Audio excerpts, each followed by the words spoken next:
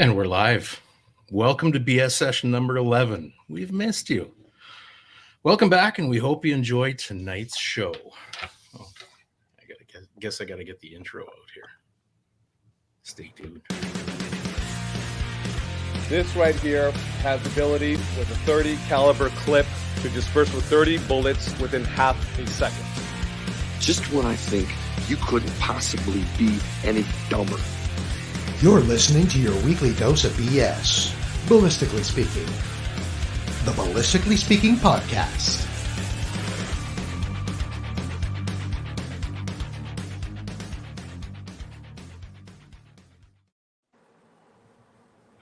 Well, how are you guys doing tonight? Good, thanks. You seem excited. Always. We're glad to see you, Kurt. Oh, thanks. All right, everybody. We're joined tonight by Handsome Steve and Shameless Shane. Sorry, I didn't have time to think of anything different, but I thought it was fitting. There you go.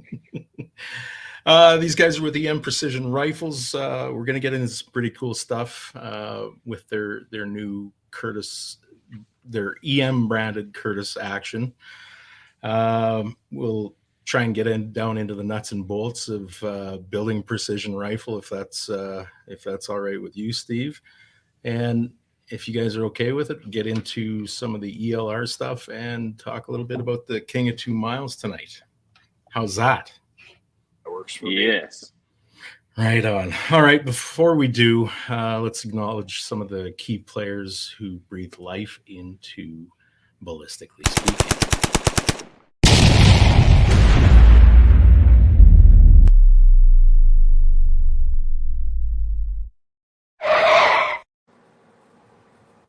Our featured sponsors tonight are Ribstone Gunsmithing, from stock refinishing and modifications to general repairs and rust bluing on rifles, shotguns, and pistols. Contact Oscar Long at ribstonegunsmithing.ca in Czar, Alberta. Ribstone Gunsmithing, craftsmanship done right. And March Scopes Canada. The Dion Optical Design are creators and designers of March rifle scopes, which are all hand-built in Japan by Japanese craftsmen using only Japanese-made parts to achieve the highest standards possible. Shooters deserve the best possible optics to succeed in all aspects of competition, tactical, and hunting situation. And for this reason, Dion has produced a March rifle scope for every situation. Get a hold of Doug Wright at www.marchscopes.ca and his email at doug@marchscopes.ca. And the rest of our amazing sponsors, EM Precision Rifles in Leduc, Alberta. Bolt Action Coffee, bringing specialty coffee to the precision shooting world. Order coffee and merchandise at boltactioncoffee.com. Call sign 66. Welcome to the Brotherhood. Book a course with them now at callsign66.ca. Odell Engineering. Pick up a Canuck shotgun or Bergara rifle from your local distributor and tell them Phil sent you. Look them up at odellengineeringltd.com. And finally, Apex Optics. When you buy Apex, precision comes standard. Find them at apexoptics.co and grab yourself a Rival 4-32 rifle scope and get on the mailing list for more exciting products coming soon. Now that that's out of the way, Look at that. show us what you Apex. got. What's that? Look at that fancy Apex. I wish I had one here to show you, but apparently they frown on that. Well, it's a pretty impressive optic. Yes, I've been using it. I did some testing and some videos on a Bergara that Phil sent us for test and review, and yeah, it is nice. Yeah, I took it out to the range on a stupid hot day, and that mirage was just wicked. And trying to get out to 1,100 yards, but I mean the whole bloody target was just doing this, but it's making good hits out to 900. So I figured that was okay. yeah. Well, what do you got? So I guess we kind of put up some social media posts and stuff like that, but we've been working with Curtis Custom Actions for, I don't know, Steve, what are we, year 4 now? Start of year 4, yeah. Yeah, and we've done a lot of actions with Chase. He's been really great to deal with. So with the amount of volume we were buying, we got into a discussion with him about branding and I guess speccing something out a little bit more specific to us. And again, with everything getting so expensive in Canada, I mean, $2,000 actions are cool and all, but it sure is nice to be able to drop some price point off of that and make something high quality available to the consumers. So Chase was looking to announce or release a Scout model, which is kind of his entry level model that's out there. We were able to build off of that platform and basically upgrade the mag stops and the feed ramps to the same design that's in the Valor. So we have the same internal functionality. I mean, all of Curtis's bolts are swappable between actions. The tolerances are that good. But we opted to go to a round action with a dual pinned recoil lug and a dual pinned rail to help drop that manufacturing cost. So we keep Valors in stock all the time. They're a beautiful action. They hit about 1975 Canadian. We're at the market with these for 12.95 Canadian.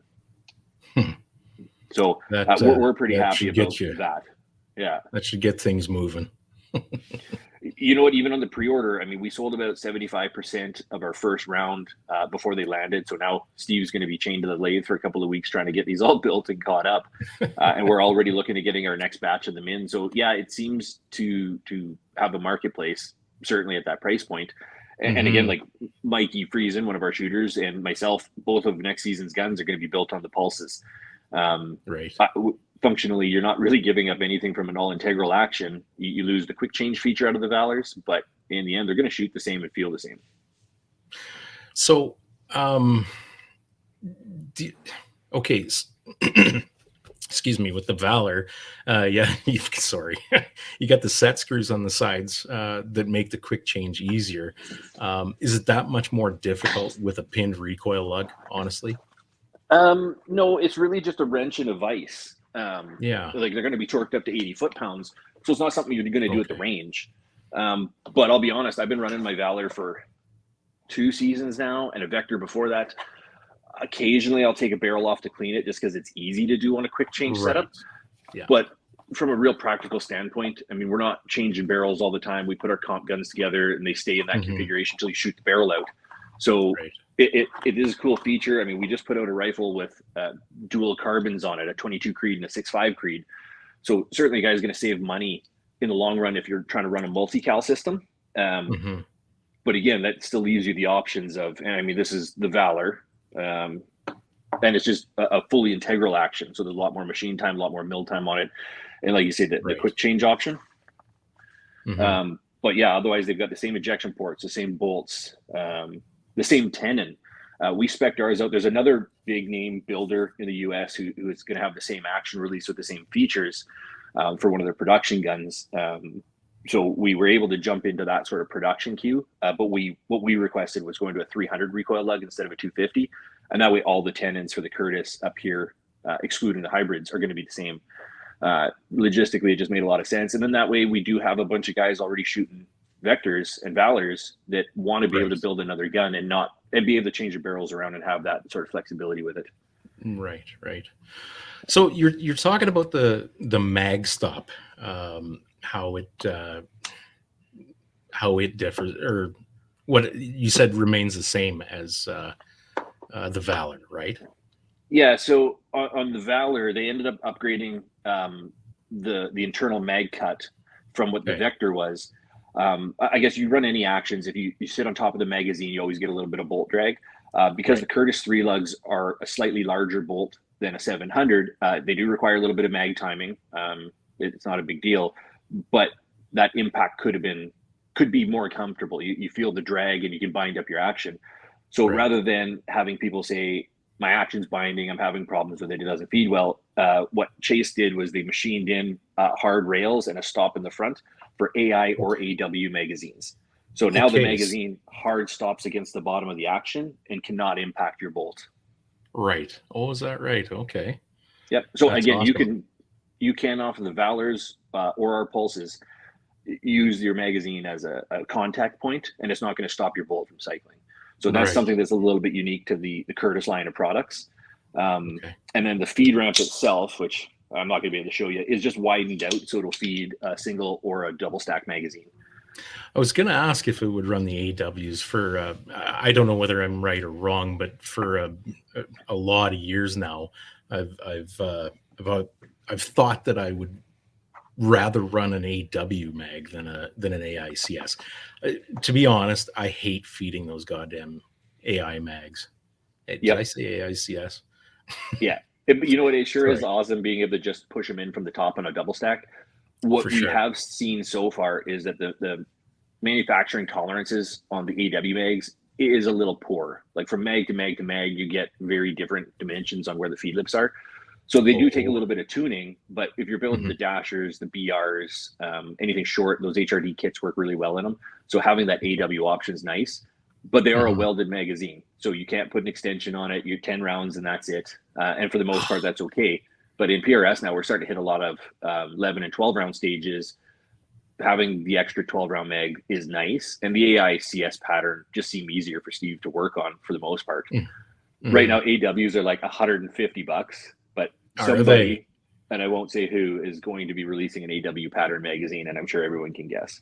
Yeah, no kidding.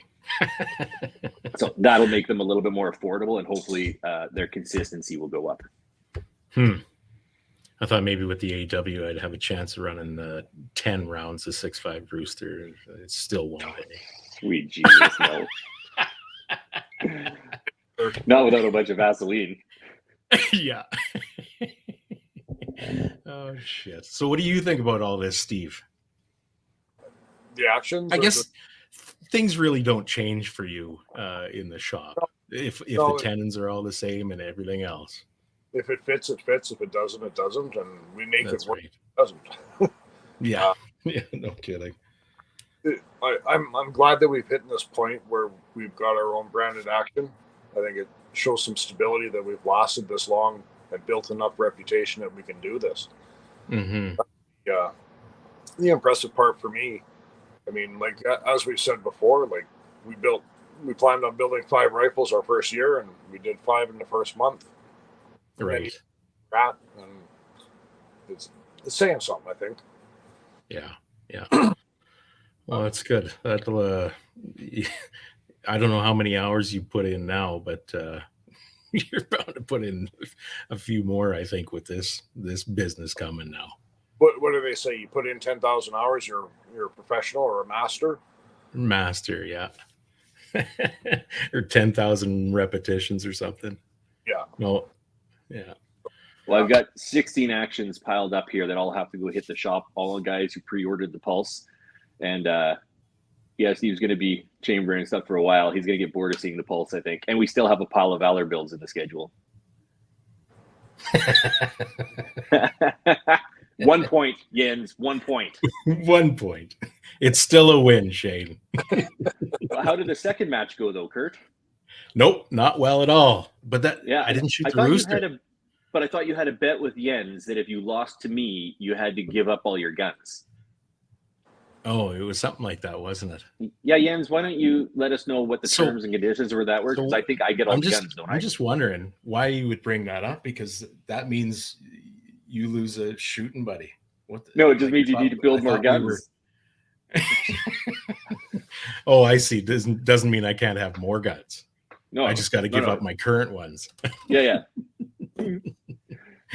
Jonathan Bergen asks, what did Shane shoot? What did Shane shoot? Oh, my 25 Creedmoor as usual.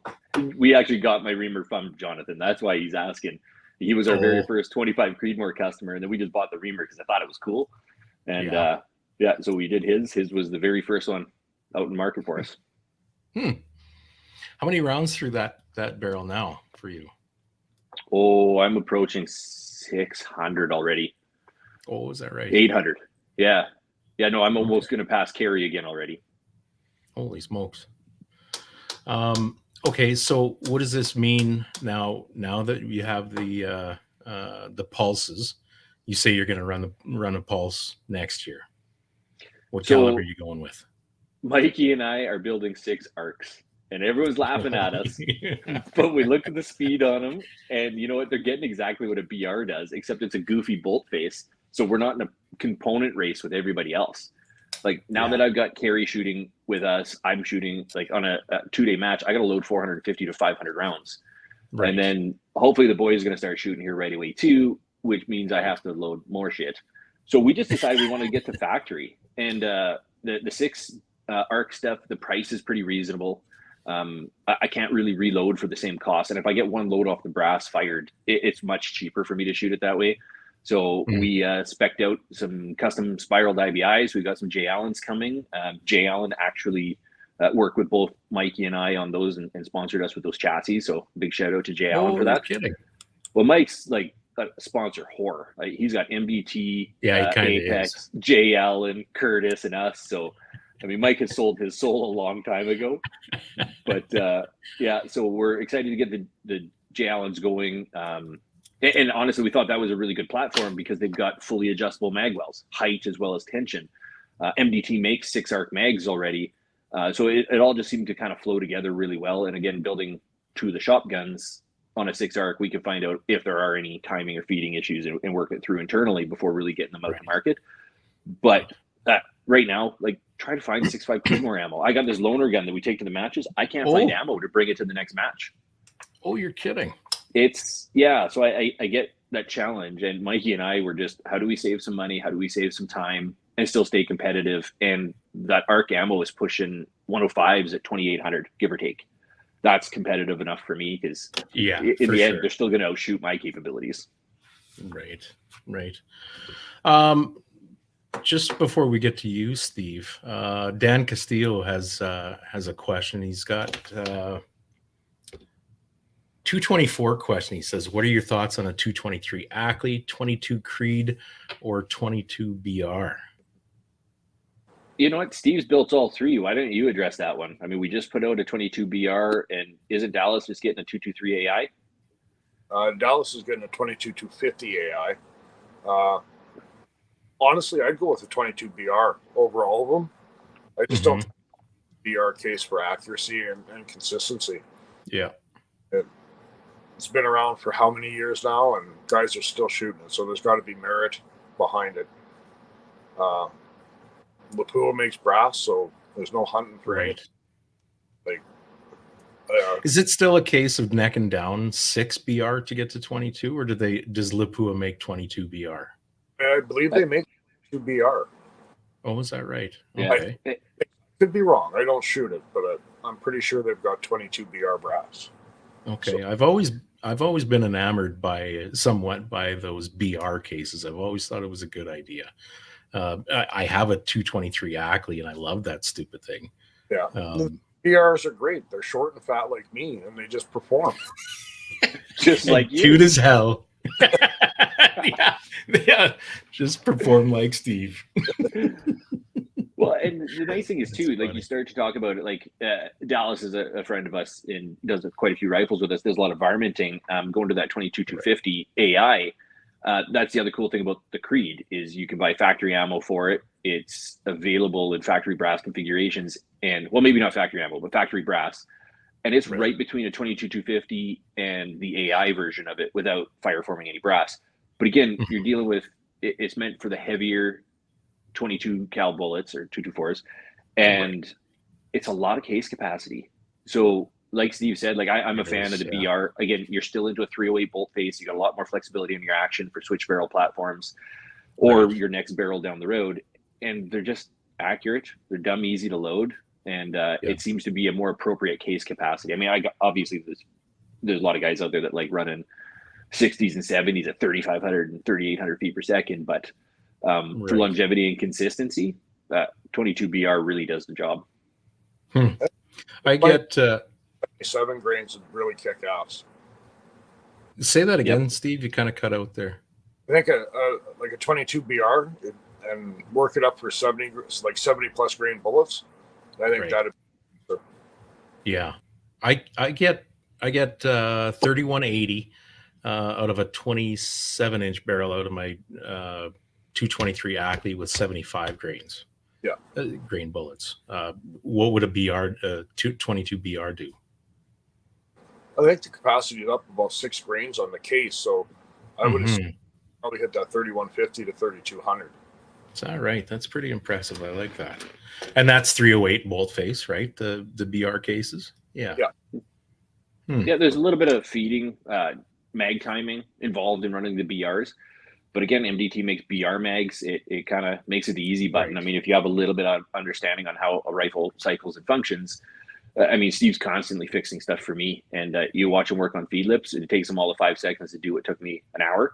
But again, you got to expect when you're running cases that were meant to be single shots and are super tiny, they require a tiny bit of tuning. But once you get it set up, they run real smooth. So do you mean timing?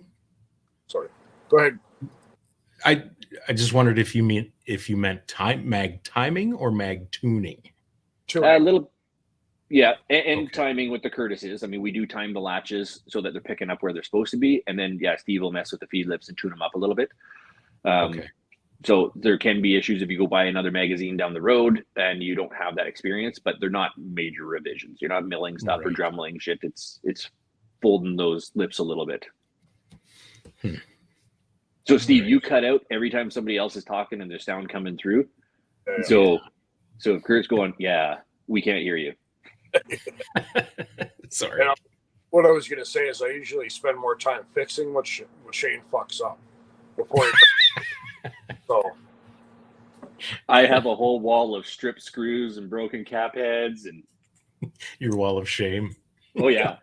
No. Shame. Takes pride in it. Well, if you're going to do something, do it right. You have to challenge your partners in life to excel. And if Steve didn't have me, he'd be sitting in his garage not talking to us. I suppose, yeah. Probably a lot happier too. More hair. This, folks, is harmony. Yeah. EM precision harmony. That's right. Hey, this is Steve, a long-lasting relationship. Yeah. Steve's made it over a decade with me. No kidding. How long has it been? Just over a decade? It would have been 2010. Yeah, so right? First rifles went out in 2010. Yeah, so we're into year 12. Wow. Yeah. And then, I mean, we were friends for a couple of years before that, too, before he decided to jump into a shitty business with me. Yeah, and then he found out what you were really like. Stuck. He says it's getting more moderate. It's like that 2-year point in a marriage, right? It's like, what the fuck did I do? It's too late now. Now that we have all the debt together, it's like, I guess we're in this to the end. Yeah. You didn't notice I signed somebody else's name to that, right? That's right. It's all just a scribble. Yeah. So, Steve, I'm curious, and I think I know the answer, but if you were to build a rifle on that action for yourself, what would it be? 6.5. What would it be between 6.5 by 47? Yeah. I built and like it shoots under a third at 600. Yeah. Every those 6.5 47s that I've done, they just none of them can't shoot. Right. Back shooting under a third. Why would you bother with anything else? Well, and honestly, it's so awesome because you buy Lapua factory ammo, fire it one time, and then you end up having Lapua Fireform brass. Like it really is the easy button if you're talking about a precision competition gun. I still am a big fan of the 6.5. Like, I shoot a 25, but I still have my 6.5 47 barrel. I've been through 4 of them. I'm a big fan of the 47. Not taking anything away from the Creed or the 260, but the 47 a monkey can shoot. Funny. Sorry, Kurt. I shoot one. I was just because Kurt's got one. That's right. I'm not ashamed of that. Well, and this is, Shane and I were talking the other day about are we building you a rifle or am I just shipping that action to you? And I'm like, well, just hold off. I don't know. And I've been milling this around in my head for I don't know how long now. And I have one 6.5 by 47. And the only rifle I have loved more than that thing is my old 260 it was a surgeon action and a Krieger barrel, and that thing was just stupid easy, like ridiculous. Well behaved. It did the same thing every damn time I went out. And it's the same thing with that 6.5 by 47. So personally I have a hard time getting away from either one of those. So I'm not sure exactly what I'm going to do. There's always the 6.32 germinator, I guess, but the new hotness to come on. I was just saying, that one's bad. It's never going to go anywhere. Don't we know some loony bins who's doing a 25 by 47 improved right now? Well, that's what I'm talking about. The 6.32 germinator. Jesus. I know. Why don't we do it for you, Kurt? Get you back to your... Say that again, sorry? Let's do a 260 for you and get you back to your roots. Do you think so? 260 or 260 Ackley? Because I detest trimming. And Ackley's easy enough. It is, yeah. What are you shaking your head for, Shane? Man up and build a GT. Oh, here we go. You've already see. This is my dilemma. Yeah, you already have 2 6.5s. Build a new hotness 6 mil. I know, but you look at the component stock out there right now because everybody's got a 6 mil. Well, yeah, but everyone's got a 6.5, and I mean, it's not like we don't have GT brass and dies. Maybe I'll just go 6.5 Creedmoor. No, don't do that. There's nothing wrong with the Creedmoor. I don't know. I mean, Yenzi's going to go through all that work on the 2547 improved, and he's still going to be behind my 25 Creedmoor, which I don't have to trim. Look at this. Jens, who else wants on the list for the 6.32 germinator? I don't think that's the list he's talking about. Maybe. I think that was the German warning. Zip papers. Talk about that on air. Yeah. Oh shit. So those pulse actions, you've got 223 bolt face, 308 bolt face, and a Magnum bolt face. And the intermediate 450 bolt face for the arcs and the Grendels. Oh, that as well. Oh, and 7.6239 if you actually wanted to build a precision bolt gun off of one. Well, right. I'm not sure. I'm sure it's been done. I'm not sure why. Well, and next week I should be able to open up pre-orders. Next week I should be able to open up pre-orders on the 22 Rimfire version in both the Valor as well as the Pulse. Okay, so what's involved in that then? So Chase has been the last couple of years working on a replacement bolt system for his actions. They'll go into any one of his actions. And It is just a Rimfire bolt. The kit's going to come with, in Canada, because of our logistics and stuff, I've worked out a deal with Chase that every bolt will come with 2 Voodoo mags. He's licensed out the Voodoo mags for his bolt setup. So we're going to be able to sell a bolt for conversion for you guys, or we can sell a Valor with a 22 Rimfire if you want an all integral switch barrel platform, or we can do the Pulse. Right now, the only thing I actually know pricing on is our Pulse is $12.95. We're going to be looking right around $14.50 for the Rimfire version because the bolt is significantly more complex to build, plus a couple of magazines. But we are confirming that up. So Chase is going to hit me with some finalized pricing once his production run is done, and it's supposed to be done this week. And then he didn't want to open up pre-orders. He wanted to be able to just go straight to selling inventory. Right. Yeah.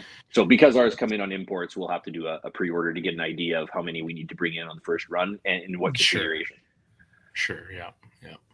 And then we'll be working with IBI. We've already sent the tenon drawing over. We're not tooled up. We don't do any Rimfire stuff right now. And honestly, it's just very hard to be cost competitive versus doing barrel nut prefits. There's a big benefit to a barrel nut prefit on a 22 Rimfire to time the extractors and adjust your headspace from ammo lot to ammo lot. So we've opted to go to IBI. They're top tier barrels and they do a great job with the Rimfire stuff. So we will be packaging out barreled action components. And then we're working with Trigger Tech to get our own edition trigger released. We just got to finalize some details there. That's kind of exciting too. How long do you think before that comes out? The Rimfire or the Trigger Tech? No, sorry, the Trigger Tech. Yeah. Probably as soon as I pay them. Oh. I just got to make an order. Yeah, we've been demoing out a couple of different versions. So Mark Skeels has sent us a few triggers to try and see what we liked. But they had a skeletonized shoe that they did a limited release on. It sounds like we're going to be able to get that for our trigger, and I think we opted to go with a flat blade special. So we do a lot of primaries and a lot of diamonds. To pair ours into the action, we should be able to provide a little bit better pricing as a package, and we opted for this special because it seems to meet the biggest demographic it needs. And again, the skeletonized flat shoe. If you want a curve, do you want a standard flat? I mean, we still stock all the Trigger Tech stuff. We just wanted ours to be noticeably different, and the only thing you see sticking out is the shoe. Yeah, exactly. Yep. I'm actually shooting a skeletonized 2-stage diamond on my 33XC right now. Oh, is that right? Okay, so why a 2-stage for that thing? He sent me a couple of 2-stage diamonds with the shoe to test out on. I personally don't like a 2-stage on a PRS rifle, but on that big ELR gun, that I don't mind setting that first stage and knowing I've got a little bit of pull through there. For that, it's such a deliberate, focused shot that it doesn't bother me. Yeah, like triggers don't throw me off. I can jump from trigger to trigger. It doesn't really bother me. So that one I decided to try it on. Carrie ran a 2-stage all of last season and actually moved back to a single. So she's now running a single stage special with the skeletonized trigger in her 6XC. And then our loaner gun, I put another special with a skeletonized trigger in. So guys can see them, and if they like them, we'll have them available. I always kind of wondered how well that 2-stage sort of fad, I guess, would hold on. There was a lot of guys I think went to it, a lot of PRS guys, and you don't hear much about it anymore. I think that novelty has sort of petered out, and I never was confident in knowing what the hell the effective difference really would be between a single and a double stage trigger or 2-stage trigger, whatever. Well, and it kind of reminds me a little bit of like the old Savage Actu triggers, which you had that little bit of a pre-warning that you were on it. But I'll be honest, like I run my diamonds at 8 ounces in single stage. As soon as your finger touches the trigger, you know it's going to go if you apply any pressure to it. So having a first stage from a fundamental standpoint doesn't seem to really change things. But like I say, on the ELR gun, I didn't mind it to demo it and feel that shoe and see how much I liked it. And I'm really liking the skeletonized shoe. It feels like there's more tactile engagement. Oh, how do you mean? You're just feeling your finger on that shoe a little bit more before you so instead of just a big flat surface pressure. So instead of just a big flat surface, you get a little meat of your skin will get into that groove, and you can really center yourself. And I don't know, something just feels really natural about putting it on that groove. And if you're too deep into it or too far out, you really notice where the fat of your finger, your pad, is going through that shoe. Like it just seems very repeatable as an index point. And again, some of it's just novelty. Like I'm not going to say it's better. I mean, I shoot flat, Mikey shoots curve. I don't even know what Steve shoots. I think whatever we put in his gun. Yeah, no. I don't care for the flats. I don't like the way they feel. So I'm traditionalist. I shoot a curve. Yeah, so like I say, I think the shoes are really preference as far as what guys take. And like you say with the 2-stage, we ordered in all of our 2-stage inventory when they were first released. I've still got a couple. I think last time I talked to Trigger Tech, they were saying that it made up a significantly lower portion of sales than they thought it would. But there was so much demand, like squeaky wheel gets the grease. People just kept complaining and saying they want to find a 2-stage trigger. KDEX makes a convertible one, which I actually think is a smart idea, but they don't go very light. They're nice and repeatable, but again, it's 1.5 pounds. It's more of kind of a military application trigger, I would say. I got you. And I mean, we do, I would say, exclusively Trigger Tech. I mean, it's pretty seldom that Steve ever has to install anything but a Trigger Tech. Right. Carrie says, I found it was just an extra thing to focus on. And with a single stage, you don't have to worry about that. I think I would feel the same way about that. You're thinking about that damn thing. Mind you, if you got a stupid light trigger too, you got to kind of always be aware of that when you're wrestling around on a barricade trying to find a good solid position. Don't stick your finger in the hole. Well, right. Until you have permission. Okay. It's, I suppose, one way to look at it. Scotty Chichel says, I feel like in PRS when time is tight, you're complicating things with two-stage triggers. You'd need a fair amount of time to get used to it in order to make it a subconscious trigger pull. Yeah, I suppose it's like everything else. Take some time to get used to it. Take some time to perfect it, and let it become second nature, I guess, right? Yeah, what I see generally when speccing out the builds, the guys who want the two stages are guys who are already shooting Ansouche. So they've already got two stage on their little rimfires. They've already developed that muscle memory like Scott's referring to. And they just want to stick with the same thing, right? If all of a sudden you take a guy who shot a lot of two stage, he's NDing because he's trying to pull through that first stage. Whereas same thing, I don't want that extra thought or commitment. And on the ELR gun, it actually slows me down. It makes sense for me to really focus on that engagement so it doesn't bother me at all. And again, it's a diamond. Mm-hmm. A diamond's a diamond. They all break the same. Yeah. Jonathan Bergen says next rifle I get built, I'm putting a two-stage in it for hunting. That's a bit of a novel idea. Yeah, and again, something like that though with set triggers, right? Mm-hmm. Yeah, I guess so. Yeah. I'd really have to think about that before I did something like that. Depending, I guess, on, are you cold weather hunting with gloves on, or are you warmer weather hunting, or whatever. So, anything else you want to say about that action before we move on a little bit? There are a few other differences, aren't there, that you didn't quite mention? The bolt shroud being one of them. Yeah. Any other functional differences? No, functionally it's not. I mean, it is an aluminum dual pinned rail. They are anodized black, just like this when they come. It's a 20 MOA. And then the Rimfires, we're going to have a 40 MOA available. We did get a proprietary shroud just to, again, give us some variance from, because I get that comment all the time. It's just a Scout. And it's close, but there are a few upgrades that you don't have to pay for. Like this is a 900 US action. We do for $1,300. So that's your exchange, brokerage, duty, shipping, nonsense. The Scout is $900 US as well. So if you're going to a specialty shop like us or the one I'm not allowed to name yet, you get a couple upgraded features for the same price. And it's just due to buying power and the fact that we do go through a lot of Curtis. Right. Jonathan Bergen's asking, for the pulse action, can you order pre-fit barrels? Yeah, absolutely. It's the exact same thread tenon as any of the Vectors, Valors, and Terminus. But it's, again, if you have a wrench and a vise, you can install it. You just got to get to your 80 inch-pounds, but it's all the same as anything else. I can pull my 47 barrel and throw it straight onto this action.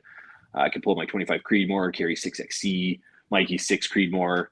Any one of them will go right on. Like I say, it's just a wrench and a vise, and we do stock the action wrenches. And just to correct you, Shane, foot pounds, not inch pounds. Oh, sorry, inch. Yes, foot pounds.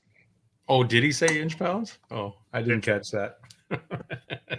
I still have to measure everything in inches there, boys. Yeah. Using smaller units for sure. Who told you I had a small unit? Not saying nothing. Protect Gary, you. get off the podcast. Yeah. So how's your ELR training going so far this year, you guys? Sucks ass. Oh my God. How come? Yeah. Well, we got out on Wednesday. We got out on the weekend that was not a work day for me, Steve. Yeah. So I made it out twice this year when I came out and shot with you and Jens. With barrel. Rebarreled it. And, I got my load development done last week. So, and I made it out once. So what did... Say that again. And then the next practice is going to be the ELR camp with Rob's. Oh, no. So... Yeah, overall, it almost seems like our ELR season is a little cursed this year. One of our shooters, Ben, had to bow out this year for some personal scheduling stuff. And so we have his gun not being run. So Steve invited my wife to shoot as his partner because you can't have spouses shoot together. And so Carrie come out with us, and she was running his 338 AI. She made her longest hit that she's ever done, which was 1704. Good for her. We got some contacts at 2100, but it was tough lighting. The grass was really long, so we couldn't see misses. But when we looked at the plate, we did see a few impacts. We just don't know whose they were. Steve's saying they're all his. Well, of course. I'll share. I'll share. So, but like Steve says, like the whole thing has just been a mad dash. I mean, we've had some logistical delays. Steve and I both lost our barrels this spring, which was a little surprising. It was a lot earlier. We thought we were going to get 2 seasons out of them. So it was a last minute pull and rebarrel. We're both experimenting with the Warner tool ELR tuners. And Steve actually hasn't run his at all. He had he was literally out shooting 2 different loads, just kind of seeing where they were going to settle out, and found something with a nice ES. So we can take some time, hit the range, and tune those groups down. I was really blown away. I've been a little bit skeptical, I think Steve too, about the whole tuner thing. And our barrels, I mean, mine finishes at 1.3 inches. Steve's finishes at 1.4 inches. Like, they're truck axles. We honestly did not think a tuner was going to affect them significantly.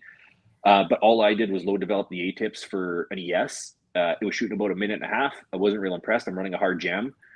That tuner dialed it down to sub half MOA, and I saw up to 5-inch points of impact shift as you're rotating that tuner around. It's moving around the paper, and then all of a sudden you start to see groups on it. We ran it out to 1700, and it shot under a minute at 1700. All we saw was horizontal dispersion. So I'm going to call it done and just go shoot the ELR camp and see what happens. Well, I think so. I think the most important part, where we all seem to be with our rifles is getting out and trying to shoot in the conditions encountered. Because how are you gonna how do you expect to try and tune a load at real long distance when you can't even deal with the environmentals yet? Yeah. So, and Jens and I talked about that too, and because I was kind of nattering on a little bit that I'd like to tune mine a little bit better, and we just got thinking about it. That I don't know, are we wasting our time? First of all, that competition is won in the first day, at least so far. What we've seen the last couple of years, right? And, I mean, I think somebody needs to arrange an accident for Cal so he doesn't come this year.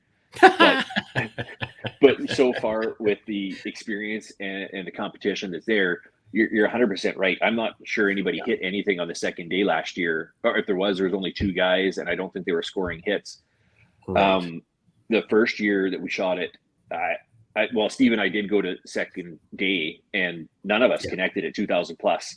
So I think in the conditions, and what you can see versus what you can't see, I think that's what a lot of people who don't shoot ELR or are just getting into it don't realize, that the fundamentals are all the same. The calculators do a great job, but when you send it around down range and you don't catch any trace and it just gets soaked up into the long grass, you don't see an impact. Yeah, it's very hard to know what you're supposed to be doing to make that correction. And that's what we really struggled with there on Saturday, was that we just didn't see a lot of trace. And PRS, like everybody talks about it, everyone's starting to slow their loads down. They're all getting to like 2,900. You just get better trace, a better vapor trail on it. I'm running 3,200. Steve's running a little over that, but under 10,000 joules. And those bullets are going so fast. Like even Carrie's 338 AI is running 3,000. You see trace on it, but it's getting difficult even with that big bullet. At 3233, I don't know. I know Maury pissed all over us at the King of Two Miles last year because he saw everything, but we're not seeing a lot of stuff, right? It's tough. Like, listen, we were trying to last weekend? Yeah, last weekend. Jens and I went out. We had good luck at 2,200 meters. Made several really good hits, and then we backed out, and I guess we kind of decided to go for the gusto and ended up at 2,984 meters. And both those locations, we had a hell of a time seeing trace, and we were shooting pretty much directly east, and it was in the evening. Like, it was so far into the evening by the time Jens made a hit out at 2984, and I jumped behind my rifle, it was dark enough that you couldn't tell. You couldn't pick up any dirt impacts because the dust was the same color as the lighting, but I got figuring it out, and I can't remember exactly what the heck it was now, but the apex of that arc, that trajectory, was something like 348 feet. Yep. Yeah, that sounds about right. It's just ridiculous. So, when I was spotting for Jens, I was trying to put the target down in the bottom of the scope and looking for stuff. But we all know, like anybody that knows how to look for trace, successful or not, most of the time you see it's right near the top, right where it's coming over the top. So when it's 348 feet in the air, good luck. Yeah. Well, and I mean, even look at our ranging reticles. Like we shoot a Mark 5 or Mark 4 spotter. It's only got, I think, what was it, Steve, 5 mils vertically and horizontally from center point. And so you go and you take a look at it, and your culminating point, I mean, we were at 2100 and our culminating point was 11 mils. You're already double the reticle over the target and shooting something far away. So if you want to see both the culminating point as well as have decent representation on your misses or your hits, it's really, really challenging. And I think in a lot of those circumstances at those extreme distances, like I know Furlong's team, they use multiple spotters and cameras, and they use different zooms in order to watch all of that stuff. But as a single shooter, I mean, we're holding two for Jesus and sending one. Like, it's tough. So, okay, let's talk a little bit about strategy in that circumstance. Then, you get into a situation exactly like what I was talking about when Jens and I were shooting. We're having trouble picking up anything on the ground. Same thing last year at King of 2 Miles. By the way, Scotty Chitchell, he made a comment earlier that it sounded like he thought we said that there is no King of 2 Miles this year. That's not right. There is King of 2 Miles this year. Yes, September 9th to 11th. Don't worry. You'll get a chance for me to humiliate you. Actually, Scotty's been doing some good work. I've been watching his practices, and it's very deliberate, very well thought out. Absolutely. And again, time on the gun. Like, that's where we just struggled this year with work schedules and components. For sure, man. Yeah. I mean, like this, I had to cancel a trip this weekend because it was just too much. Because we got a match next weekend. We got the ELR camp immediately Carrie's down in Cochrane for the CCFR Gunny Girl calendar shoot. Oh yeah. So Mikey's got 2,000 meters now, so we're going to go down there and shoot it with him and hopefully sneak in some practice. The next week is the ELR camp. Like, there's no time left, and it's pretty crazy. Yeah. So getting back to what I was starting with earlier, like last year at King of 2 Miles, we encountered much the same thing. Like, that dirt out there was just swallowing everything up. So what do you suppose? If you're wasting rounds anyways, you see 2 or 3 times you don't see anything in the dirt. Do you adjust that spotting scope up and try and look for that trace, do you think? I think you have to. I mean, you need some kind of indication where your wind's going more than anything, right? Right. Because if you're 2 mils left, well, what good is that doing you? You're just dumping rounds into a spot that you're not looking. Either way, you're kind of wasting the ammunition. Yeah. Like when we trained with Ben last year, like the biggest thing he always told us is hold bold and look for that trace. Because you can get a good idea, like when you see the round hit the culminating point, when you see it coming down, you know if you're in the right area. Right. And then it's just a matter of just seeing if you're in front of the target or if you're behind the target. And that's the hardest part, is determining that, especially past the. Well, especially on Furlong's range being totally flat, there's no backstop. So when you're coming in at those angles, and you know that, Kurt, it's really, really hard to tell if you're missing in front of the plate or missing behind the plate. And there's a zone there, probably, I would say 70 or 80 meters, that you can land behind those big plates and not see anything, even be perfectly aligned if you're a half a mil or a mil out on your vertical, right? So all you can do is pray for a little bit of left to right or right to left wind. You see that dust kick up behind it somewhere, and oh, there it is. Where the hell did that come from then? Well, and we had that, like when I shot it the first year, so Steve shot first and we made all the mistakes on him. And we were able to circle up and kind of convene and have that conversation. How do you strategize? And if you're truly not seeing anything, what do you do? And so when I went into it with the 300 PRC their first season, we weren't seeing stuff. So we started shooting a grid pattern. And that was it. It was an organized grid of holds in order to see something come off plate or hit the plate. I'm glad as soon organized. and as soon as Steve saw the first one, like making a correction is very easy once you see where one is. Absolutely, yeah. We're still struggling and finding where they are. Yeah, for sure. We encountered the same thing. We were in a field that was they planted alfalfa and something else last year, and cut the alfalfa this year. So it's not hard ground anymore. It's somewhat, I guess. Well, it's loose, and it should kick up quite a bit. And there was nothing to be had sometimes. Now, when we were out at 20, I got to tell you, we were out at 2984, and Jens, you can correct me if I'm wrong, but I think we had at that time, at 2,200 meters, we had 23 kilometer an hour winds. When we packed up, backed off to 2984, got set up again and all that kind of stuff, everything died down. And I think we had something like a 3 mile an hour wind from about 5 o'clock. And but you could still see the trees in behind that target at 3 kilometers away, the branches laying over like this and then relaxing and then coming back over and relaxing. And that's the only way I could tell what was going on, except for the mirage. That the mirage was kind of right to left, a little bit up. So trying to make as good a call as I can, taking into account also the spin drift, and fired a couple of shots. And I had no idea. So I got him to come a little bit more right.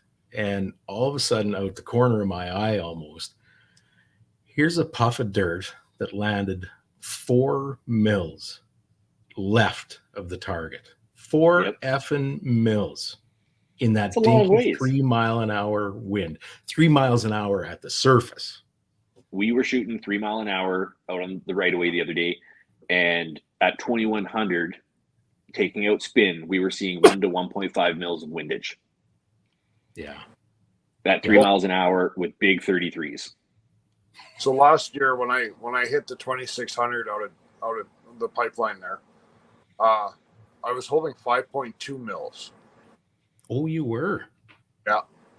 And so like I was down into my reticle because I was at 35 mils for elevation. Right. And then I was holding 5.2 mils off. And you can't know how far that is until you actually look at it through your scope and you're like, holy fuck. Right. Like, it's a long ways off that target. Everybody makes fun of how big the plates are because they're 36 wide by 24 high. Right. But at that distance, they all look small. Yeah, absolutely. Yeah. I think I figured it out. 4 mils at that distance was what the hell was it? 46 feet. Yeah. It's just crazy. Oh, it's tons. Well, and think about it. Like you said, what was your culminating was like 340 feet. That's like a 33-story building, 30-story building. We're looking at grass and trees and scrub, and your bullet is spending a third of its flight time 30 stories in the air. Right. Yeah. Like it's, and I think it was Litz who just put out that article about wind gradients, and talking to Ben, he said they see the same thing. I mean, you can see it in a 10-foot or 12-foot elevation change, let alone 340. Sure. What are we looking at? Are we measuring the speed of clouds at this point? Wind is one of those things that it's just experience and time on gun, and the people who do it well do it amazingly well. Yeah, they do. Yeah, for sure. Yep, no doubt. So what's your strategy going in? So King at 2 miles, has there been an announcement? No, it's not officially posted, but I did talk to Furlong. Okay. Do we want to tell people? Yeah, September 9th to 11th. Yeah, Okay. there's an official date. It is there. The ELR camp is, last I talked to him, was filling up. Steve and I are booked to go to it. We figured it was a great way to get your final dope and truing and lean on some real experience. So the ELR camp is August 31st and September 1st, which I think is a Wednesday, Thursday. Then the next weekend you're off, and then the next weekend is the King of 2 Miles. So it's September 9th, 10th, and 11th, which is, I think, Friday, Saturday, Sunday. It is. Yeah, you betcha. So are you going to that one, Shane? Yep. Yeah, Steve and I and Carrie are going, and Mikey. Okay. Yeah, so I'm shooting with Mikey again, and Steve took my wife on as his partner. Okay, good. Prevent Jens. You can't have a domestic on the line, eh? Yeah, preferably not. Yeah, Steve won't yell at Carrie, and Carrie won't mouth him off. It'll be a good match. So what do you think? Have you thought about kind of your approach to how you're gonna go about shooting this competition this year? Anything different than last year, really? I'd like to follow somebody else this time instead of always being the first guy. Oh yeah, you tried the first guy of the competition. I hated that. It was just like, it was, when you were a teenager and you have those dreams that you're walking naked down the hallway at school. It was like that when Furlong called out my name after, when we were all in that big huddle right at the start. And first up, Kurt Rouse. Damn it. What the fuck did he just say? Yeah. I hated that, going in with no data, and then as soon as it come out, everybody just swarms you. What'd you see out there? Nothing. Fuck off, you guys. Yeah. Well, and yeah, I don't know. Like, I don't know that I necessarily have any type of a strategy. I think Steve and I, we enjoy the community. We enjoy shooting with the people. If we do well, we do well, and it's going to be awesome. But I've just learned that ELR is the best of the day. I think it's really tough to say that this guy's got this many rounds and he's going to win no matter what. I mean, 100%. Cal is a tough. I mean, Cal's got a ton of experience on the gun doing that type of stuff, but sure he does. Conditions. I mean, day one on first year, it was sunny and hot and beautiful. Day two, it was pouring rain. So all of a sudden, your visibility, your air density, everything's different. And what you just adjusted to for conditions, you're into something completely different. Oh, so. Yes. And that happened last year. I mean, we didn't go shoot second day because we all sucked ass, but Cal shot second day. And if I remember correctly, it was raining again when they went and shot the second day. Yeah. Yeah. You know what? We were all pretty even on the second day. And I mean, by we, I was part of Jens shooting that second day, but yeah. When I spotted on second day, like it was bad, like with that rain. Yeah. Like, didn't matter. I don't think it would have mattered what you would have thrown out there. You would have been hard. Man. It just swallowed everything. Yeah. Yeah. I'm more curious about Jens's strategy. He said to get that 2984, he had to use that Ghetto Schmidt and Bender, back off the reticle to like 12, dialed max and held like 18 mils or something stupid in his 16 mils. And what the hell was it? It was like 4.3 or something, right? Yeah, and with that reticle, he could do it. And but you're losing a lot of magnification in order to do it. So I'm just happy. I mean, I know you're sponsored by March. Doug Wright looked after me, helped me out get into a Genesis as well.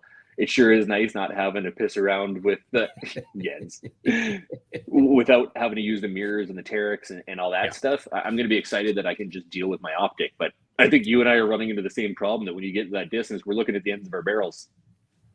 Did I tell you about that? No, Jens, he did. Yeah, he asked if there was a riser. But there's a riser in your box. I know, but I'm already there. I know. With my cheek. So, and I shoot him at Millen. Like, you can't get the height on them any higher, right? So that's one of the challenges. But yeah, I mean, so far I've had crystal clear out to 21. I mean, you and I are going to run the same elevation. Like you're running the burgers at 3180, 3186.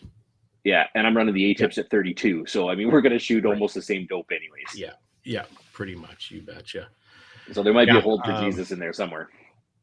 Well, you know what? And thinking about what I ran into last weekend, I don't think I'm going to focus on my barrel being in my line of vision, because again, I think this year is going to be very much the same, that competition will most likely be won on the first day. And you might get you might get a few bonus points the next day if you get into the second round. But I don't think that's going to be a point of concern for me getting up high enough. I think I'd better just do well, score as many points as I can early in the game, and try and concentrate that way. Well, and that's kind of been the focus of our training as well. Like, we know that if we can get reliable consistency sub 2000, I mean, what's the first target? It's 1400 meters or something, right? It's a 1 MOA target at 1400 meters. And I mean, if anybody ever hits that, they basically win anyways, right? Right. Like the point count on the cold bore is disgusting. Well, but Ken then you're shooting last year, right? Hit that. Yep. Say that again, Steve? Ken Thiessen hit it last year. Yeah. Yep. So, and he ran very high in the rankings until Cal cleaned the first day. Right. Which is a little disgusting to say when your first target is at 14, what was it, 1600, 1800, and 19 something on the last day. Like, I just cleaned them. I got all of them. Don't worry. Did he say that? No, Cal's a pretty humble guy, but he is, yeah. Yeah. How'd you do? I cleaned it. And he just keeps going, right? And you're like, you what? I can't clean a PRS stage. Oh, it was funny. That was just a sickening noise, that when he got up there on that first day. And you remember those flags? It was like this for everybody all day. Cal gets in there and goes, yeah. Wow. He sacrificed a goat to the ELR I think he did before the match. I think he did, yeah. Furlong's boys are hiding behind the targets with hammers for him. No, that guy can shoot. It's pretty unbelievable. Oh, there's no question. Yeah. And he's surrounded by some of the top tier guys. Like, he does this all the time, right? So I think it was great having him out, because you have somebody that you can engage with. Yeah. And he caught me and Mikey's ballistic mistake right away. Like, we were out on our elevations and couldn't figure it out. And it turns out that we just did not know that you can't use the box BC on Hornady in applied ballistics. Oh, so it was a minor issue. We only trued at one distance, and it zeroed us both. Right. Yeah. Yeah. The interesting little fundamentals, and you learn it from guys with experience. Yeah. Yep, for sure. And you can imagine a lot of the people that Cal sort of hangs around with, shoots around and all that kind of stuff down in the States and everything. Can you imagine all the information a guy could absorb? And even if he applies a tenth of it, it's still sort of miles beyond everybody else here so far. Yeah. Well, aspect, I think it'd be worthwhile once the borders clear up and you can get across easier. I think it'd be worthwhile down to King of 2 Miles in Texas or wherever. Yeah. Be around that group and just talk to them. Yep. Well, and what I'm seeing, there's a lot of ELR matches. Like, there's at least one a month the guys are traveling to and shooting. And you look at these guys, it's not like us where we sneak in whatever practice we can throughout the year and you get one event and then you're done in Canada. I mean, Valcartier has a big ELR match, but I'm not going to Quebec for any reason. It's tough. Like, you look at these guys down in the States, like Rob Vestal, he's a big builder down in the States, Vestal's Custom Rifles. He does most of the King of 2 Miles winning rifles right now. They have a big shoot. Ratona has a big shoot. Like, I that's the stuff I follow on Facebook, and you're seeing how often these guys are doing it and the records that are being set. We just don't have that up here yet, and hopefully it's going to grow. Yeah, well, not if Trudeau buys all our fucking guns, I guess. Did you hear that? No, we have it. Fuck Trudeau. Hey? Yeah, he get fucked. Thank you. If he makes it through his criminal investigation, fuck him. Oh, because he hasn't, 4 or 5 times before this? What makes you think it's going to happen this time? Isn't he vacationing in a non-extradition country? I Oh, if we were so fortunate. Yeah. Yeah. Boy. No, but you know what? It's just going to continue to evolve. I mean, you put a 10,000 Yep. joule band on, and so we don't shoot 375s. Now we're all shooting big 338s. Right. Either way, I think if there's a 2,500 meter ELR competition or league, it would be fantastic to have multiple shoots.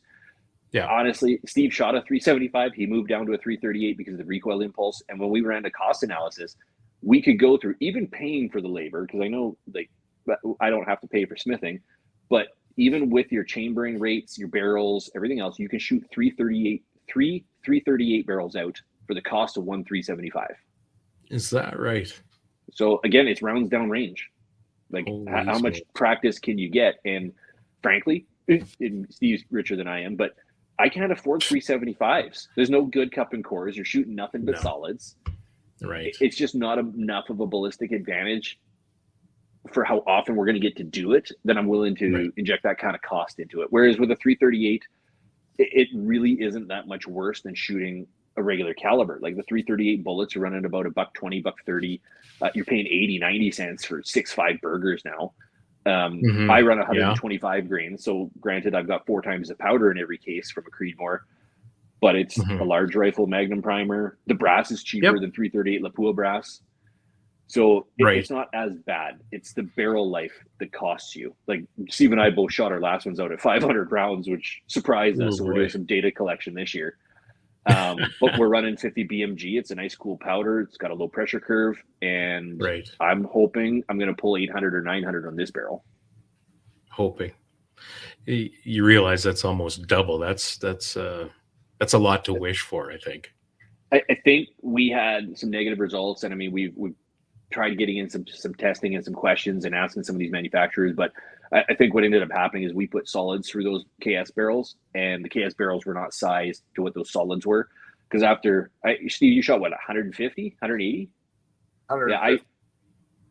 I got 250 through, and then all of a sudden the gun fell apart, and that fell apart. You were with us. We were trying to shoot that pipeline, and I couldn't. I had 5 mils of vertical dispersion.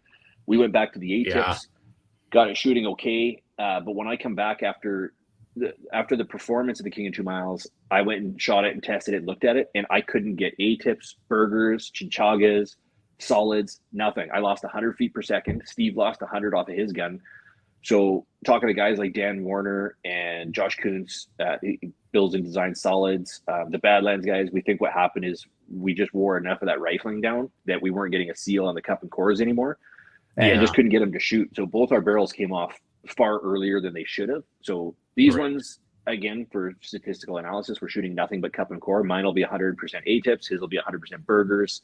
And we're going to see. But Steve's on, your 4th snipe tack barrel? This is my 5th. Yeah, so it's been pretty consistent that Steve always sees 700 to 900 rounds on him. And he's not easy on his barrels. Right. Yeah. Yeah. Yeah. I was going to ask what kind of velocity, but I don't want that out there.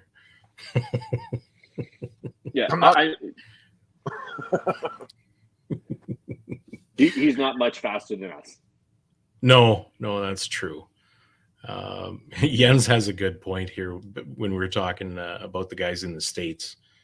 They're able to shoot more than 10,000 joules down in the States. So, they can get those bullets whistling a whole lot better. They shoot the 375 solids at good heavy speeds, right? Well, in the Barretts, you pay attention, the Barretts get mentioned a lot. Like as soon as you break that 500 grain with the Barretts, like the things are hammers, right? So much range, and they just carry through the wind. Right. Well, and think of it in perspective. Paul Phillips shoots a 33XC in the King of 1 Miles. He shoots a 416 Barrett in the King of 2 Miles. We shoot 33XCs on all of it because we can't get any higher. The snipe tack is close enough. It still falls under the 10K joule limit. But if he was to push to the 375 snipe tack, that is a 10,000 joule gun, right? Sure. The XC, like you're running unsafe levels. And we have one person who's found that out, that you can't break 10,000 with it. Not readily and not easily on action. No.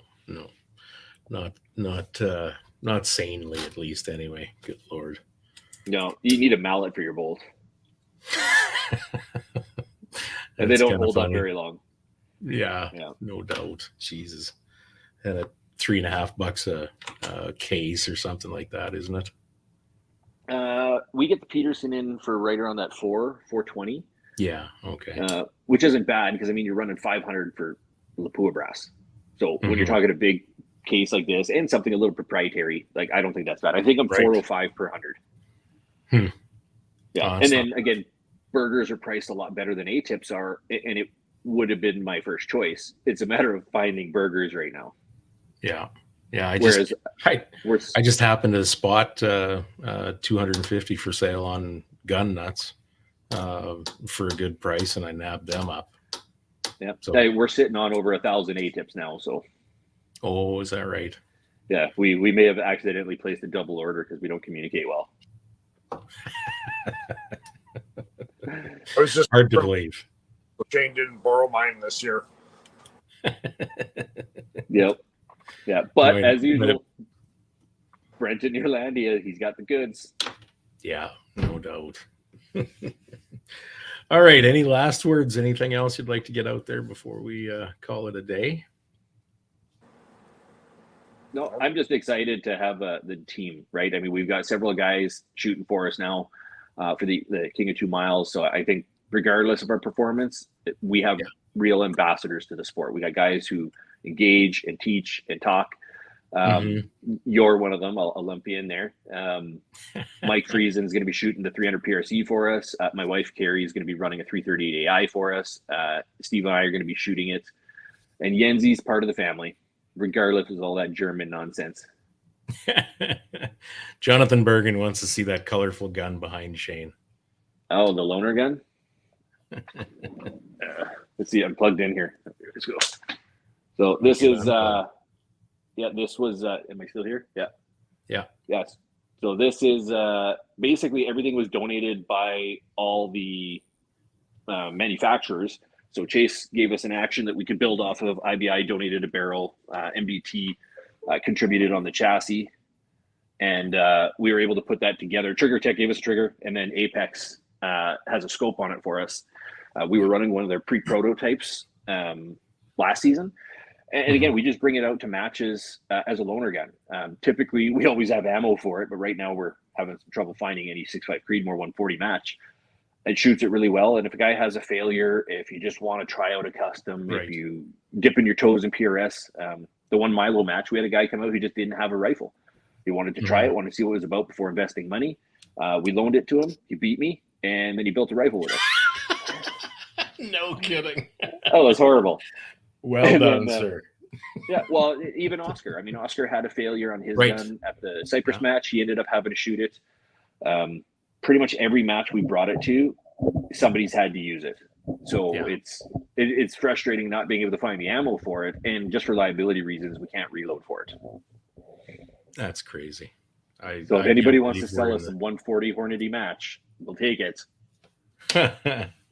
Can't believe we're in that state right now in Canada. That's unbelievable. Yeah. Is it getting any better in the US? Have you heard? I would honestly say they sound more desperate than we do. I mean, Steve and I don't generally have any issues. I mean, we're pretty proactive as far as getting stuff. Like, I've got enough shit in the basement. I'm 4 years planned out for seasons, including me, my wife, and a little bit of surplus for the shooting team. Because again, with shit the way it is, it's nice to have a little bit of cushion there. We're not licensed to sell ammunition or powder, so when you start to see the volume we have, they're like, "Is this a store?" Steve and I have 8 kegs of 50 BMG. It's built in batches. You never know when it's coming in. John and Tundra got a whole pile in at a good price, so we snagged some more kegs. I'd rather have it than not have it. And I see the stress guys go through when they're buying bullets at 100 at a time or a pound at a time. Jonathan, it gets tough and frustrating.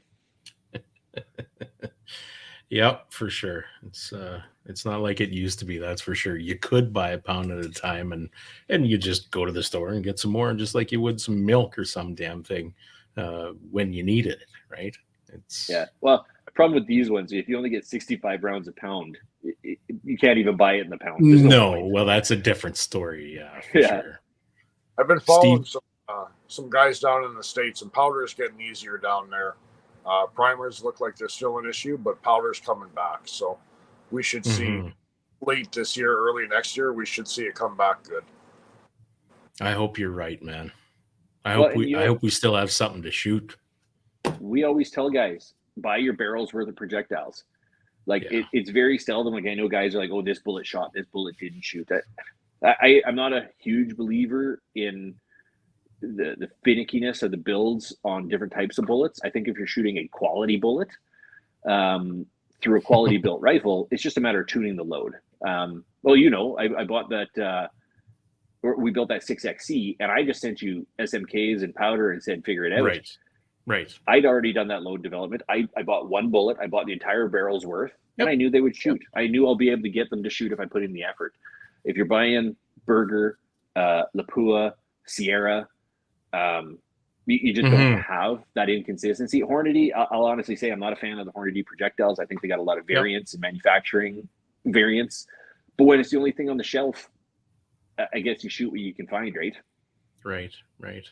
Mike Hynek says, at this point, I'm convinced 6.5 PRC doesn't actually exist, and it's just a figment of my imagination. Yeah. There was a fella that you guys built a rifle for that I think I've been in contact with him for, this fall might be 2 years.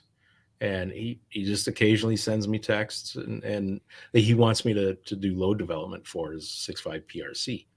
And of course he bought his wife one, and I think he said he won one. So he's got 3 6.5 PRCs and no components. Yep.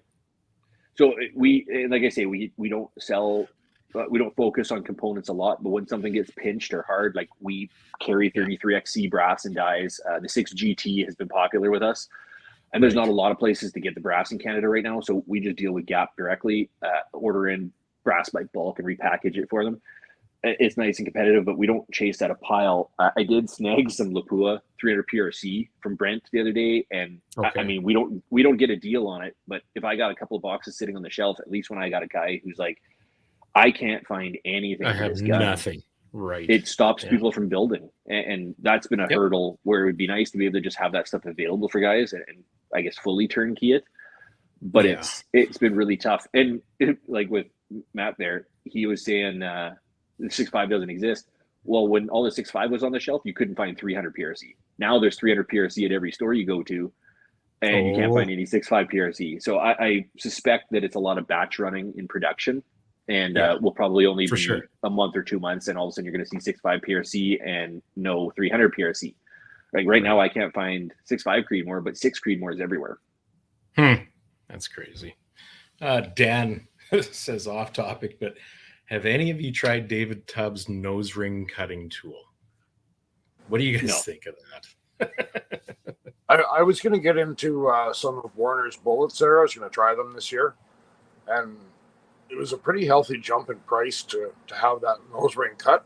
But for the little bit I watched on it, and I mean, let's admit that Tubbs is probably one of the better salesmen in this industry. I think there's some merit to it, but I don't know if I would spend the money on it. Traditional bullets worked for a long time, and they're better now than they've ever been. So, yeah, I don't think the BC increase is so significant that it's worth the time, effort, or additional cost if you order them that way. I don't know. But again, we're stuck shooting 338s where these guys are shooting 416s. We're already at a ballistic disadvantage. Right. But no, I haven't tried it. I mean, I'm a big fan of Tubb. I think he's done a lot for the industry. And obviously, like my wife shoots a 6XC. I shoot a 33XC. I think out of the boomers, the XC is my personal favorite just from a cost and performance perspective.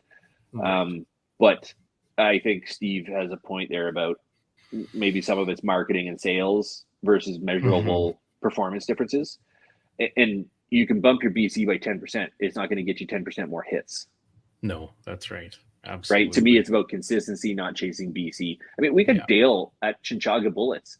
He's given me some 311s that I need to do some BC kind of testing on. And we just do rough backwards this was my hit, my drop, my speed, and Sure. let the Kestrels math it backwards. But I was really blown away by the consistency of his 338s. Steve shot his 375s for a long time.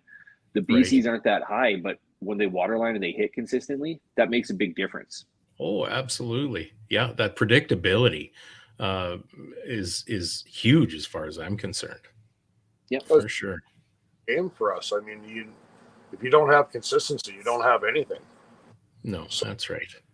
Well, again, you know, I'm a huge fan of the CNRs in every caliber. I mean, I went from shooting burgers in my 330 AI years ago, and I switched over to the CNRs, which supposedly had a way lower BC. I had to dial one more MOA at 1200, but my group shrunk 30%, and my consistency was there. Like Burger was having some production issues back before they swapped facilities and got bought by Lapua. And I was just seeing from box to box, I was seeing some OAL or bearing surface differences, and I was shooting a soft jam. So I'd go from a soft jam to a hard jam. And it was frustrating chasing that. Steve has always been a proponent of CNRs. He's the one who turned me on to it. Anytime I've ever had a problem with any gun, the first thing he does is, have you loaded any CNRs? If not, piss off. CNRs are traditional match kings, I've always said. Yep. You know, like if you can't shoot traditional match kings, there's something really wrong. Whether it's your process or your gun.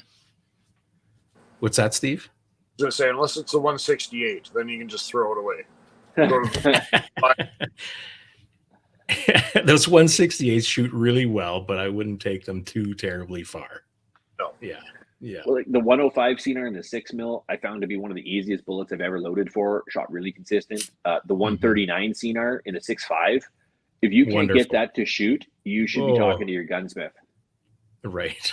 Yeah. The 136s I found a little bit more finicky. Not finicky, maybe didn't shoot quite as well, but they were still very easy to get to shoot. I wish 123s are a wonderful bullet too. Holy smokes. I've never played with those, but you get a lot of people say the same thing. The 300 CNR is a phenomenal bullet. We got a guy that we built. He's on a second barrel. So he shoots King of 2 Miles with us. He's on a second 338 enabler barrel, and both of them he loaded solids and the CNRs. And the CNRs, disgusting on a big caliber like that. He was shooting sub 3s. Is that right? Like it looked a little gross. Like you just don't expect that out of the big boomers. And I mean, he was printing an oblong cloverleaf, like no kidding, on 2 barrels in a row with almost no load development. So it's really impressive to see that consistency. And again, chasing BC isn't going to get you the hits. Chasing consistency will get you more hits, or that's my belief, anyways. I'm an idiot. Yeah. Well, we won't dispute that, but I mean, it's some food for thought at least, anyways, Shane. Yeah, 100%. Absolutely. All right. Well, we're going to wrap things up unless you wanted to go down another rabbit hole. No, guys, we got pulses in stock. We can always get more. Reach out if you wanted to get a build done on them. We always have the Valors in stock, short and long. And again, we've been happy with Curtis. We're a full turnkey warranty site here. So we have all the consumables and spare parts. Warranties can be authorized through us with Chase. It's just a nice, solid package that you can get that quality of a product as well as the service to follow it up. Excellent. All right, folks, check out the show at facebook.com/BS podcast/ and leave a review and let us know how we're doing. Also, if you like the content, please leave a like on the page and share for us, please. Email us with questions if you have any. We'd love to hear from you. info@bspodcast.ca. Also, I got to get things queued up here. I want to thank again all our sponsors. Without guys like EM Precision and all the rest of them, we wouldn't be able to do what we do, at least not without bleeding pockets. Miles Carey and Cappy with call sign 66, Duncan and Rob at Bolt Action Coffee, Philadel at Odell Engineering, Doug and Niza with March Scopes Canada, Vanya and Carly with Apex Optics, and Oscar with Ribstone Gunsmithing. Thank you guys so much, and be sure to join us back here next week. I promise we're going to be here next week. We're trying to get hooked up with Mark at Trigger Tech. I've been chasing him for probably 9 weeks now. but he's just like the rest of us, where he's had a busy summer too, and all this shooting that he's doing and we're doing, and we just can't get lined up. So hopefully we get him. Awesome. He is. He's a great cat. Yeah, we just did 2 more builds for him actually. Oh, is that right? Nice. Yeah, Mark lets us do his builds. What was it? There was a 6.5 Creedmoor. The GT, I think. Yeah, and a 6 GT. Yeah, because all that brass is actually for him. Excellent. All right, folks. Thanks very much. Have a good night. Thanks, Kurt. This right here has the ability with a 30 caliber clip to disperse with 30 bullets within half a second. Just when I think you couldn't possibly be any dumber. You're listening to your weekly dose of BS, ballistically speaking. The Ballistically Speaking Podcast.